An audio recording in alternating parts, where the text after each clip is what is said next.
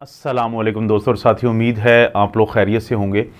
इस वीडियो में हम बात करेंगे कि 7 चीज़ों की मदद से बनाया गया एक जूस, एक ख़ास किस्म का जूस जो साइंटिफिकली जो रिसर्चर्स और जो डॉक्टर होते हैं शुगर के, उन्होंने भी इसको अप्रूव किया हुआ है और ये बताया हुआ है कि ये तमाम चीज़ें वो हैं जो शुगर के लेवल को कम करती हैं। तो ये जो मखसूस किस्म का जूस है, इसका रोज़ाना का इस्तेमाल ना सिर्फ ये कि आपकी शुगर को बेहतर करेगा, बल्कि शुगर के आम लेवल को, बल्कि जो हम 3 महीने का 4 महीने का एक ब्लड टेस्ट करवाते हैं शुगर का, जिसको हम HbA1c कहते हैं, तो उसको भी बेहतर करेगा। तो इस वीडियो के 3 हिस्से हैं। पहले हिस्से में मैं आप उनको 7 चीज़ों के नाम बताऊंगा, दूसरे हिस्से में उनमें से हर एक कैसे काम कर लेता है वो बताऊंगा, और तीसरे हिस्से में सबसे अहम पार्ट है वो आपने लाजमी देख रहे हैं कि इन 7 चीज़ों से हम वो जूस कैसे बनाते हैं। ये जो 7 चीज़ें हैं, इसमें शामिल है सेब शामिल है, इसमें लीमू शामिल है, इसमें ऑलिव ऑयल शामिल है, इसमें जो लहसुन है वो शामिल है, इसमें हल्दी शामिल है, और काली मिर्च शामिल है, और सुर्ख मिर्च शामिल है। इनको मिला के हम एक जूस बनाएंगे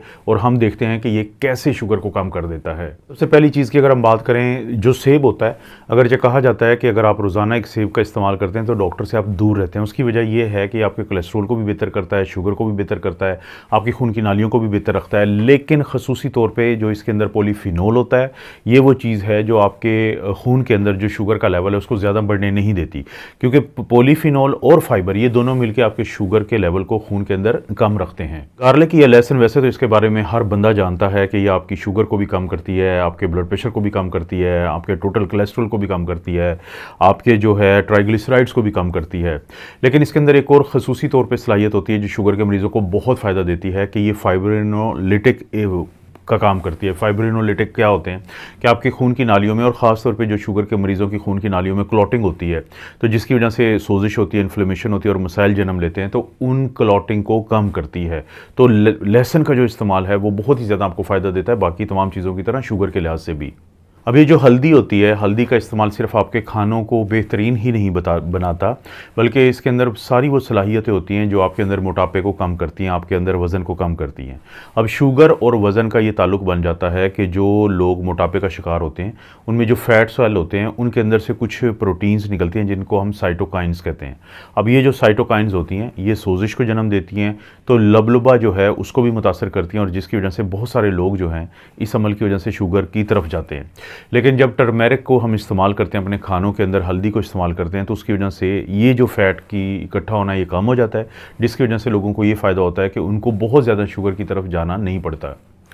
दुनिया भर में दिल की सेहत के लिए और शुगर के लिए जो सबसे अच्छी खुराक समझी जाती है उसको हम कहते हैं मेडिटेरेनियन डाइट। और मेडिटेरेनियन डाइट को बाकी तमाम किस्म की जो डाइट्स होती हैं उनसे जो फ़र्क डालता है वो है ऑलिव ऑयल या जैतून का तेल, क्योंकि वो उसमें शामिल होता है। जैतून का तेल एक ऐसी खुराक है कि जिसके अंदर मोनो और पोली अनसैचुरेटेड फैट्स होती हैं। ये आपके जिस्म में HDL हाई डेंसिटी लिपोप्रोटीन या अच्छे वाली जो प्रोटीन है उसको बढ़ाता है, लिपोप्रोटीन को, वो फिर LDL को कम करती है, घूम फिर के खून की नालियों से उठाती है।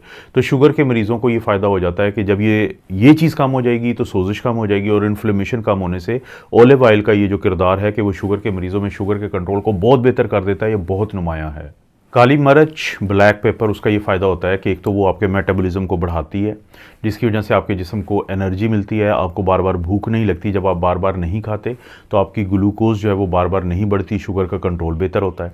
दूसरा, इसके अंदर मौजूद होता है एक पावरफुल एंटीऑक्सीडेंट जिसको हम कहते हैं पेपरिन। अब वो पेपरिन एक एंटीऑक्सीडेंट के तौर पे भी काम करता है सोजिश को कम करने के लिए। और ये जो हमने हल्दी का इस्तेमाल किया था टर्मेरिक का, तो इसके अंदर होती है कुरक्यूमिन।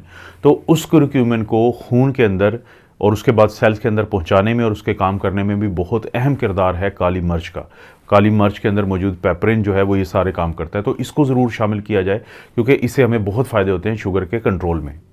इसके बाद बारी आती है सुर्ख मिर्च की। अब जो सुर्ख मिर्च होती है इसके अंदर जो है वो ऐसी चीज़ें मौजूद होती हैं कि जिनकी वजह से हमारी खून की नालियाँ जो हैं वो तंग होने की बजाय वो फैलती हैं, रिलैक्स होती हैं। नाइट्रिक ऑक्साइड होता है तो जिसकी वजह से खून की नालियाँ फैलती हैं। और शुगर के मरीज़ों के जो अक्सर मसाइल हैं, अगर आप बाद में देखें जो कॉम्प्लिकेशन आती हैं वो खून की नालियों की तंगी की वजह से होती हैं। तो सुर्ख मिर्च जो है वो हमें इसलिए फ़ायदा दे देती है शुगर के मरीज़ों को कि उनको कॉम्प्लिकेशन नहीं होने देती। और सबसे आखिर में बारी आती है लेमन की। जो लीमू है उसका लीमू का जो जूस होता है, देखिए इसके अंदर फ्लेवोनॉइड्स होते हैं, इसके अंदर सिट्रिक एसिड है, इसके अंदर विटामिन सी है। अब ये वो चीज़ें हैं जो आपके जिस्म से एक तो तेज़ाबियत को कम करती हैं, आपके जिगर को फ़ायदा देती हैं, और उसके अलावा आपका जो इम्यून सिस्टम होता है, मुदाफ़ती निज़ाम होता है, उसको मजबूत करती हैं। शुगर के मरीज़ में एक मसला ये होता है कि हर दूसरी इन्फेक्शन हमलावर होने की कोशिश करती है, क्योंकि इम्यून सिस्टम कमज़ोर हो जाता है शुगर के मरीज़ों में।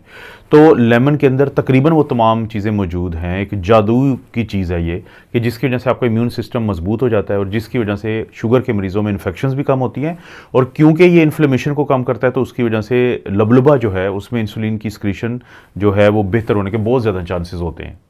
अब दोस्तों, वीडियो के आखिर में हम पहुंचे हैं उस जगह पे कि जहाँ पे हमने इसको जूस को तैयार कैसे करना है। बड़ा आसान सा तरीका है, कोई मुश्किल तरीका नहीं है, और ये चीज़ें जो मैंने अभी तक आपको बताई हैं और उनके फ़ायदे भी खैर मैंने साथ बता दिए हैं, ये आपको आसानी से मिल जाती हैं। आपने क्या करना है कि एक ब्लेंडर लें और उसके अंदर एक जो कप होता है पानी का वो शामिल करें। उसके बाद एक सेब लें और सेब का आप छिलका उतार लें। छिलका उतारने के बाद उसको छोटे छोटे पीसेस करके उसको भी ब्लेंडर में डालें।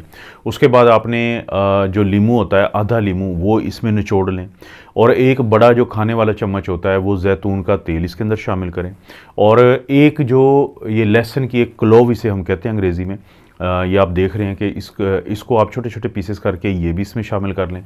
अब आपने जो एक चुटकी है वो इसमें हल्दी टर्मेरिक शामिल कर लेनी है।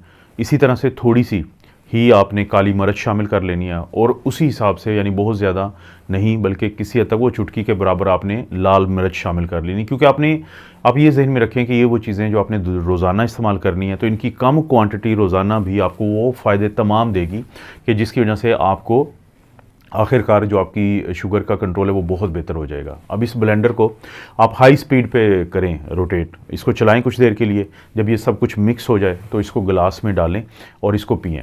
अब अगर आप शुगर के मरीज़ हैं, अगर आप दवाइयों के बावजूद शुगर के कंट्रोल से परेशान हैं कि आपका शुगर का कंट्रोल बेहतर नहीं होता, बहुत सारे लोग मुझे भेजते हैं अपने टेस्ट और उनसे डिस्कशन होती है, वो काफ़ी परेशान होते हैं कि दवाइयों के बावजूद उनका कंट्रोल बेहतर नहीं हो रहा है।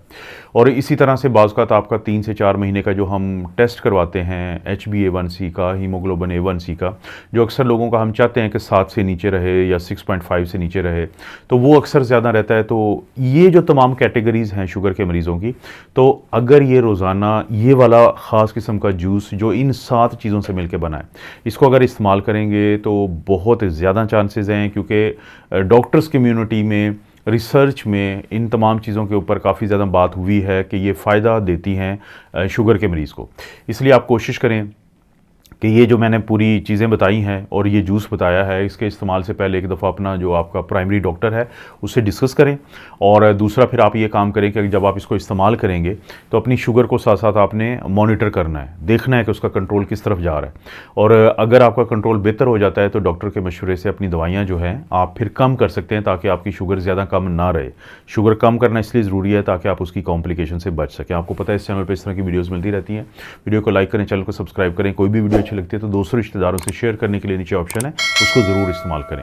आप अपना और अपनी फैमिली का ख्याल रखें। अल्लाह ताला आपको और आपकी फैमिली को हर किस्म की बुराई, बीमारी और आजमाइश से महफूज रखे।